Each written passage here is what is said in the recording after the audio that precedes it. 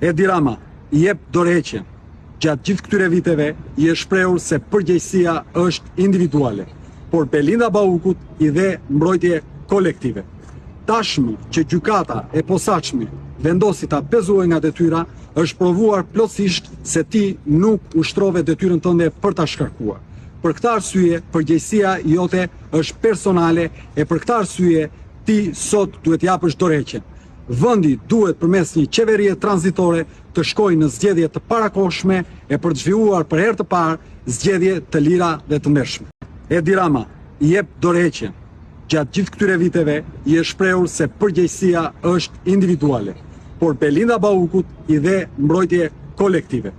Tashmë që gjykata e posaçme vendosi ta bezuar nga detyra, është provuar plotësisht se ti nuk ushtrove detyrën tënde për ta shkarkuar.